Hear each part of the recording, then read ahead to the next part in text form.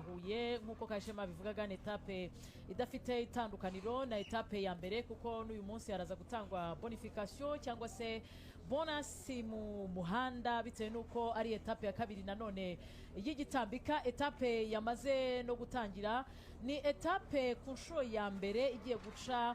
mu karere ka Nyamata igaca mu mihanda ya Kibugabuga Ngeruka igasohokera i Nyanza igasorezwa mu karere ka Huye kuko uyu muhanda n'inshuro ya mbere ugiye gukoreshwa ukaza ugasorezwa mu karere ka Huye. Ariko kandi Kayishema Huye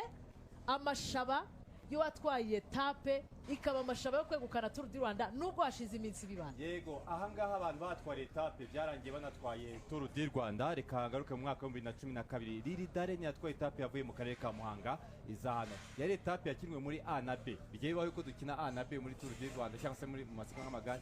Byose bikorwa nka etape ariko akaba igice cya mbere cyavuye kikagera aha bagakomeza umunsi ukarangira. Icyo gihe umunsi watangiriye mu karere ka mu mujyi wa Kigali usorezwa i Muhanga utwarwa n'umunya Eritrea. Umunsi wa kabiri cyangwa se iki cyawo cya kabiri cyagurutse mu karere ka Muhanga basoreza ahangaha n'ubundi ahangaha kumera byombi yahuye ari nabwo Lili Darren yatwaraga etape. Birangira Lili Darren atwaye na mayo jaune. 2017 Arira Joseph yavuye mu karere ka Rusizi asoreza ahangaha atwara Tour du Rwanda. 2018 yarabikoze mu Gisha Samuel bava i Kigali araza atwara etape ahangaha ndetse birangira yukanye mayo jaune. 2019 Merawi Kudos yanyuze ku karere ka Huye ntigeze amubona ko yakora afite umuvuduko umeze nk'icyogajuru kiri kujya mu isanzure maze Merawi Kudos anatwara Tour du Rwanda. Huye rero ni umujyi w'umugisha kuri Tour du Rwanda mayo jaune. Huye umujyi w'umugisha, Huye iwabo wabavuga ko bavukana atatu yisumbuye. Nta kintu nabivuga kuko ndacyari muri no mujyi. Ni etape ya kabiri ya Tour du Rwanda mu by'ukuri navuga ko iteye amatsiko y'uburyo abakinnyi umunsi baza kwitwara bitewe n'imigendekere y'uyu muhanda wa Kibugabuga na Ngeruka. Ariko kandi andi mahirwe navuga ngo ahari uyu munsi ese Merawi Kudos araza kwegukana ko twavugaga ko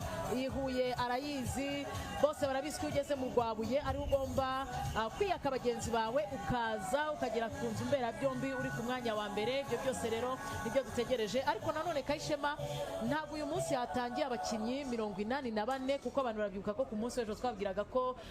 Tour du Rwanda yatangiwe n'abakinnyi 84 bavuye mu ekipe 17 bitewe n'ibyabaye ku munsi w'ejo mu muhanda sibo batangiye. Niba mwibuka neza reka mbasubize inyuma gato ku munsi w'ejo niba twarabanye muri Tour du Rwanda mubwira ko rero ubwo abasiganwa bari bagurutse uriko ko twagize break y'abakinnyi batanu. Niba abakinnyi batanu bagiye muri breakaway harimo babiri twabonye barimo Da Silva ndetse na Heidemann bakomeje bakagera ku murongo hafi y'umurongo. Harimo Uwiduhaye ndetse na Nkundabera. Hari umugabo umusore wo muri Mayisari twa Dawit nawe yagiye muri breakaway. Niwe wibuka niwe mukinnyi wa mbere wasigaye muri breakaway. Dawit amaze gusigara rero ubuzima bwaramwangiye. Yakoze ikosa rikomeye cyane mu mukino w'amagare aho yafashe kuri yani twavugaga ku munsi w'ejo yafashe ku modoka y'umudirecteur sportif cyangwa umutoza we. Bityo yahise yirukanwa mu isiganwa n'umutoza we. Bivuze ngo Akiriru umutoza w'ikipe ya Mesa nawe bamaze kumusezera mu isiganwa. Abo ni babiri bavuyemo mu buryo navuga ngo ubw'ibihano. Ariko kandi arahandi twari twavuze ku munsi w'ejo ko bagomba kuvamo bitewe n'imiterere y'isiganwa. Iyo ni team mixte cyangwa se ikipe ya CAC cyangwa se ikipe ya Afrika mu mukino w'amagare aho bahuje abakinnyi baturutse mu bihugu bitandukanye byano ku mugabane wa Afrika hanyuma bagahurira nyine muri Tour du Rwanda. Nabo babiri bamaze kuvamo. Niyo mpamvu rero uyu munsi hatatangiye abakinnyi 84 ubwo bahagurukaga mu karere ka Bugesera mu mujyi wa Nyamata. Iyi etape ya kabiri itangiye ubona ko iri ku muvuduko abakinnyi bitandukanye no ku munsi w'ejo kuko ku munsi w'ejo twabonye abakinnyi batanu bafata umwanzuro barimo Da Silva ndetse na mugenzi we Heidemann ubundi bakajya imbere barimo n'abanyarwanda babiri barimo Uwiduhaye ariko bo baje gutandukana bitandukanye n'uyu munsi. Urabona ko bahisemo gutangira noneho bose bahaguruka bakagenda nk'ama ekipe gusa mu kanya turaza kubona eshape kurabona ko abasore batatu bahise bavamo. Ya kubera mu by'ukuri uyu munsi ni igitambika ariko kidatambika.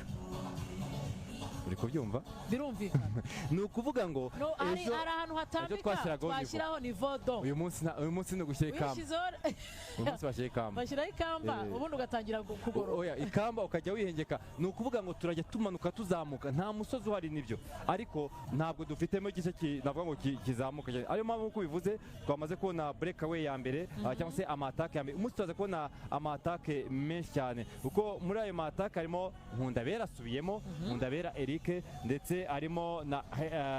Heidemann agarutsemo Uwiduhaye arimo Martins ejo watunguranye agatwara amanota ya sprint wa gatatu ndetse na Susa wa Lokaliza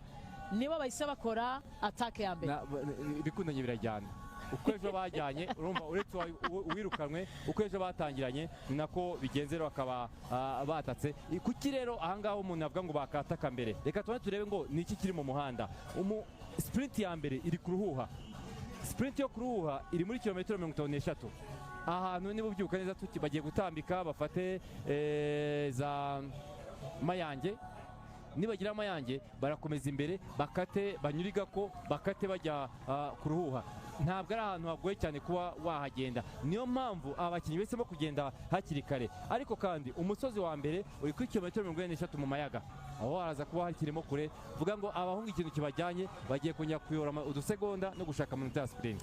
nibyo kuko amanota ya mbere nk'uko babivugaga ari Ruhuha kandi ku munsi w'ejo ni urugero rwiza rwerekanye ko aya manota ya sprint afite umumaro urabizi ko Da Silva ku rutonde rusange yaraye ari ku mwanya wa gatatu kubera amasegonda yakuye mu muhanda yo kwegukana sprint ebyiri bivuze ngo yabonyemo amasegonda 6 akurwa ku bihe yari yakoresheje aya masegonda ni nayo yatumye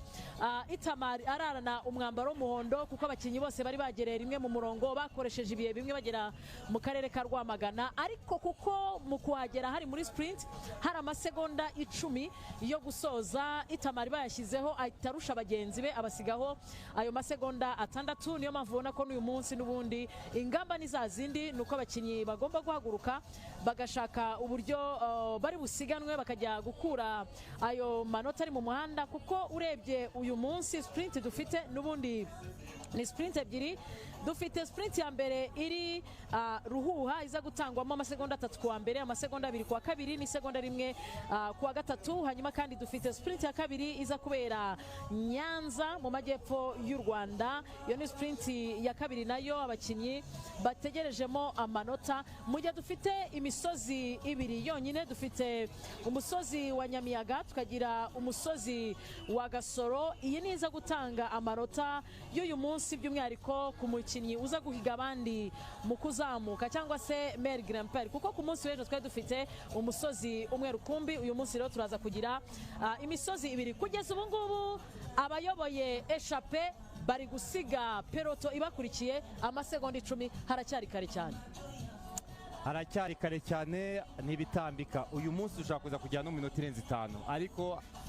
peloto ibi ntibuze kuhakorera nakubwiye ko peloto y'igare muri bibiri bamo bayita idubu bo biravuga ko ngo izaza rimira peloto nayo ni kwiza ibigenza izimira ubwo tuze kwitega rero yuko biza kunda gusa mukaya turaza kuba dusubira mu mateka tujye tubereka ngo ni gute batsindira Huye turabasobanura uko batsindira Huye yaba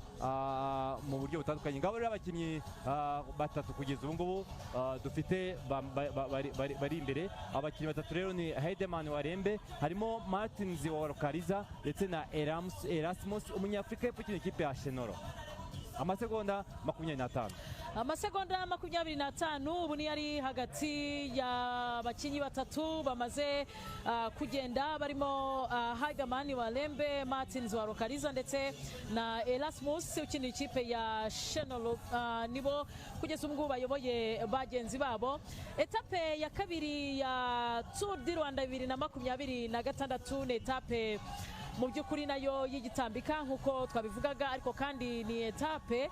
dutegereje kureba imyitwarire y'abakinnyi baza kugira uyu munsi kuko itandukanyeho gato na etape ya mbere yo ku munsi w'ejo bagombaga gusoza bari muri sprint ariko uyu munsi dushaka kuza kubona gutandukana kw'abakinnyi hagati ya peloton ndetse n'abaza gutsinda kuko murabizi ko iyo tugeze Rwabuye barazamuka kugera bageze ku nzu mberabyombi amateka atubwira iki muri etape yasoreje mu karere ka Huye 2025 bari bavuye mu karere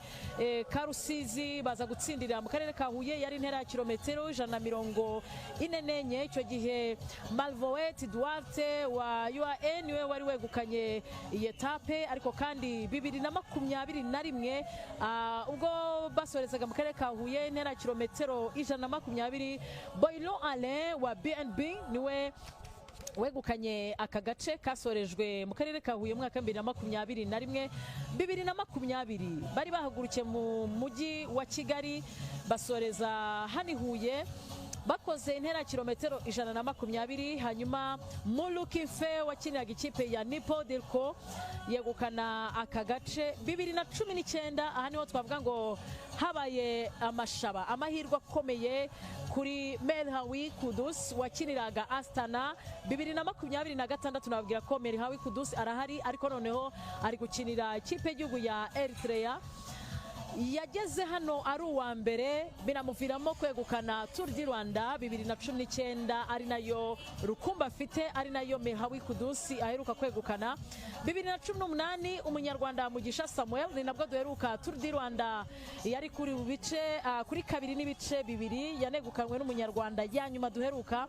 Mugisha Samuel bari bahagurutse Kigali basoreza mu karere ka Huye arayegukana anegukana Tour du Rwanda 2017 bavuye Kigali basoreza Kigali Alleluia Joseph wakiniraga ikipe ya Dimension Data for Rebecca nawe yegukana iyi etape ndetse yegukana Tour du Rwanda 2017